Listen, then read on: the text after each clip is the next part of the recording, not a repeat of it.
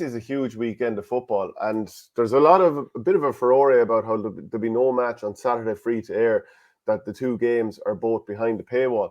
And interestingly enough, we all know what's going on with RTE at the moment, and the Director General, Dee Forbes, has stepped down.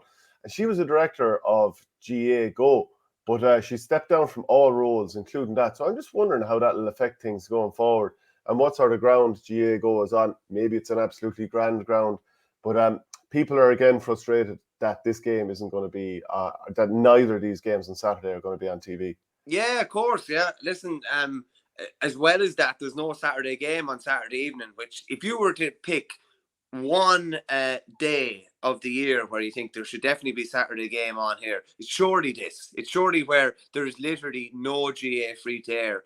I'm sure they get a big audience of people who haven't seen the games and have maybe only been listening to them or following them maybe online or whatever. So to me, this is the perfect opportunity to have a Saturday game. But I believe the last Saturday game was last weekend, which I just think is a bit bonkers. It doesn't really make much sense to me. And there's obviously a bit of a furore about the two games being behind the paywall.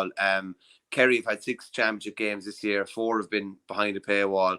1 was on RTE. I think that was the Turkey shoot. That was the Munster final, and 1 wasn't on TV at all.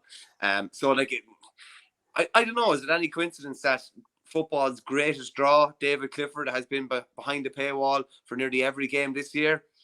I'd say there's probably a fair chance that that's not a coincidence.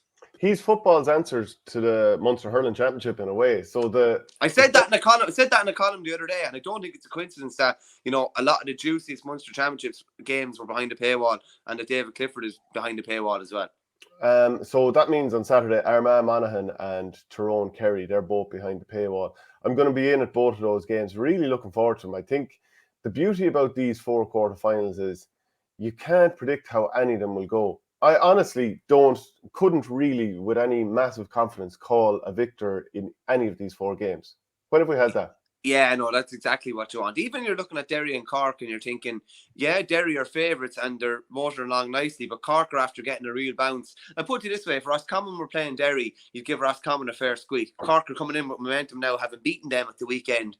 That's going to be interesting. Kerry and Tyrone, that rivalry, I think it's 4 apiece. I think it's 4 apiece in championship games since, the early noughties or whatever. Then you have Dublin Mayo. We'll get into this maybe with Alan Brogan later. Like, is Dublin Mayo the greatest GA rivalry of definitely the last 20 years or so? It could well be. We'll chat a bit more about that. And then you have Armagh and Monaghan, 2 teams that have not frequented semi-final spots, and one of them's going to be there. And if you'd said at the start of the year that Monaghan would be in All-Ireland semi-final, I'd say a good few people would have laughed at you, just given the turnover of bodies, new manager, etc. But they're just kind of trucking along, and it's a belter of a weekend. This is when the football championship really comes alive.